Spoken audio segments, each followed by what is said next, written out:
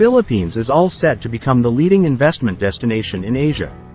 With a solid reform agenda and unabating growth amid headwinds, the Philippines is ready to take off as a leading investment hub. The country is eyeing around $100 billion in investment deals in the next 5 to 10 years from the country's trilateral summit with the United States and Japan.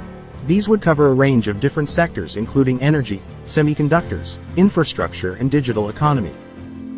The first ever trilateral summit among U.S. President Joe Biden, Philippine President Ferdinand R. Marcos Jr., and Japanese Prime Minister Fumio Kishida scheduled to take place on April 11 comes on the heels of increasing tensions in the South China Sea, which China claims almost in its entirety. The U.S. and Japan have been at the forefront of international condemnation of Chinese ships' harassment of Philippine vessels deployed for resupply and rotation missions within Manila's exclusive economic zone. This is the first time that the three countries, Japan, the Philippines, and the United States, going together to enhance economic cooperation, aside from its military cooperation in Asia-Pacific.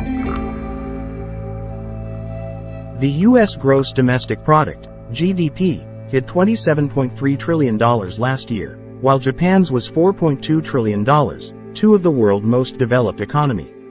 The Philippines, meanwhile, is still in transition to become an upper-middle-income country by 2026 with a 21.05 trillion pesos economy last year. In the other hand, China's GDP, the Philippines' second-largest export market and largest source of imports, hit $17.5 trillion in 2023. Despite China's show of force at sea, its economy is expected to slow this year. The Asian Development Bank forecasts China would expand by 4.8% in 2024, weaker than its 5.2% growth in 2023. Next year, China's GDP growth is seen to slow to 4.5%. Meanwhile, the Philippine economy is expected to post faster growth this year and the next year, on the back of slowing inflation, stronger and broad-based domestic demand, and higher public investment.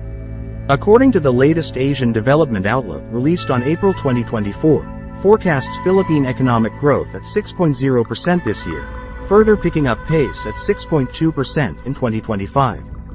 The Philippines will continue to be among the fastest-growing economies in Southeast Asia this year and by 2025. The Philippines' growth momentum is picking up speed, driven by the government's efforts to improve budget execution, mobilize additional revenue, and pursue reforms to boost the investment climate.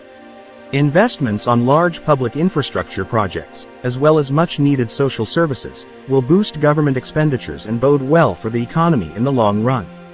With more and more multi-billion investment pledges coming in, that will be materialized these coming years, the Philippine economy will further boost becoming an investment hub in Asia-Pacific.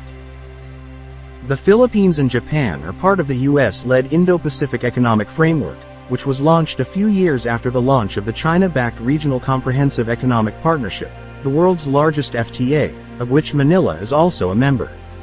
The Philippines will host the Indo-Pacific Economic Framework meeting in May this year. Philippine expectations for its investment tie with the U.S. and Japan could be realized because the two powers have increased their presence in the country in recent years. Tokyo has been the nation's most reliable development partner, with its massive development commitments in improving the Philippines' railway infrastructure such as the Metro Manila Subway and the North-South Commuter Railway Project. The huge two infrastructure project alone cost more than $25 billion, which more than 80% will be financed by Japan. On the other hand, Washington has remained committed to expanding its investments in the semiconductor and IT/BPO sector, both of which have been massive drivers of year-on-year growth.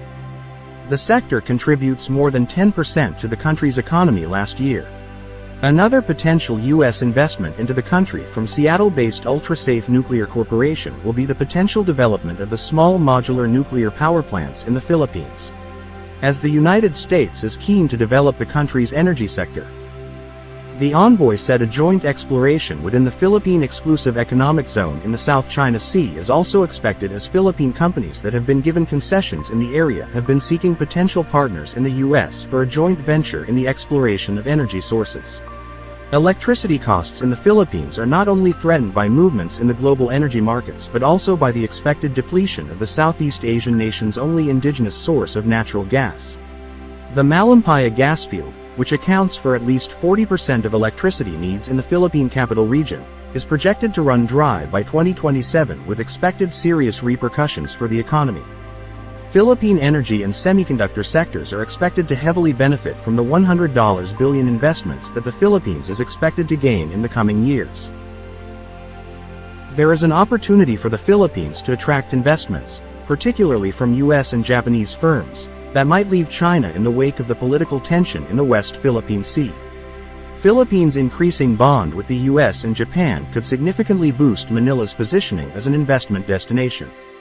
The United States is pursuing an industrial policy of friends-horing semiconductors, digital trade, and industries transition into green energy. Philippines can achieve a huge percentage of investment by getting a share in the U.S. semiconductor industry, which is said to be worth $80 billion just in the ASEAN region. The semiconductor industry is going to be the wave of the future in terms of the technology that's going to be required for anything, from cars to defense equipment and digital infrastructures. Indeed, the Philippines today is primed more than ever to become a leading locus of investments in Asia and the Pacific. This is made possible through the establishment of a stable, predictable, and competitive investment environment. With strong growth forecast over the medium-term outlook, the size of the Philippines' GDP measured in US dollar nominal terms is set to reach $1 trillion by 2033, according to the report issued by S&P Global Market Intelligence. This will make the Philippines one of the largest emerging markets in the Asia-Pacific as well as a leading emerging market globally. The average annual GDP per person has also risen dramatically over the past 2 decades, from below $1,000 per person in $2,000 to $3,500 by 2022, and is projected to rise above $6,000 per person by 2030. The Philippines' economy is forecast to continue to grow rapidly, with total GDP doubling from $400 billion in 2022 to $800 billion in 2030.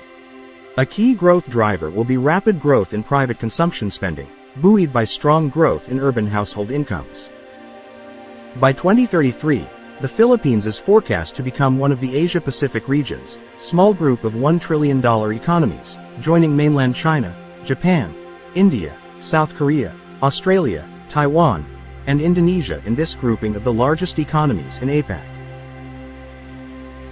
This strong growth in the size of the Philippines economy is also expected to drive rapidly rising per capita GDP, from $3,500 in 2022 to $6,200 by 2030. This will help to underpin the growth of the Philippines' domestic consumer market, catalyzing foreign and domestic investment into many sectors of the Philippines economy. The Philippines is poised to become the world's 18th biggest economy by 2050, as long as it addresses its infrastructure lack. A long-term projection, made by London-based macroeconomic research organization, Capital Economics. As projected, the Philippines' nominal gross domestic product, GDP climbing to $4,862 billion, 3 decades from now, such that nominal GDP per capita would also rise to $33,650.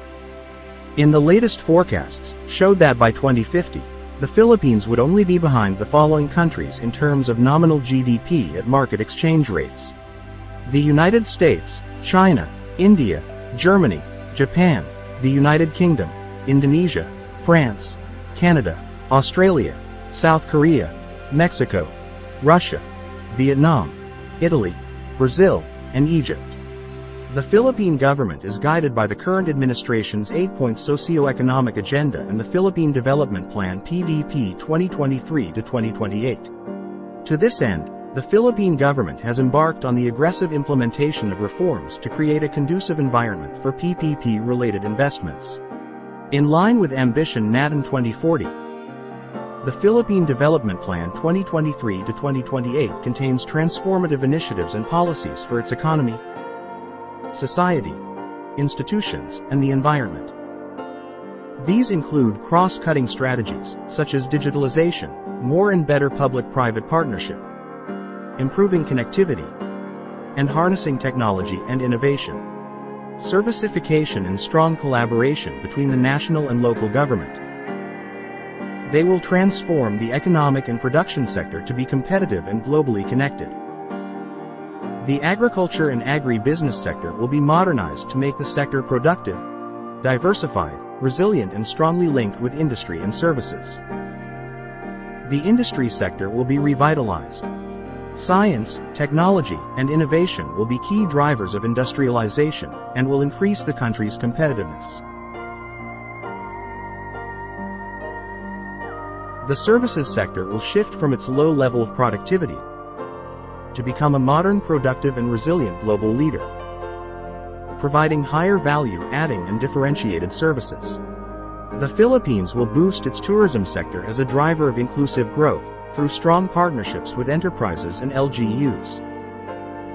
It will initiate hand-holding programs for the creative industries, information technology, and business process management sectors to enable them to participate in global value chains and build a distinctly Filipino brand of tourism and culture. Transforming the production sectors entails promoting trade and investments, including research and development, as well as enhancing intersectoral linkages. Through policies enabling open and competitive markets, businesses will be assured of procedural transparency, lower transaction costs, a healthy regulatory environment, and a level playing field. To increase Filipinos' access to more economic opportunities, they will transform the social or human development sector. They will promote and improve lifelong learning and education to increase students' success rates and achieve their targeted level of proficiency in reading and math. To become globally competitive, they will work to increase the number of educational institutions that are reputable internationally. To boost health, the government will provide safe drinking water, basic sanitation, and nutritious food choices and implement other interventions leading to healthy schools, communities, workplaces, and lifestyles.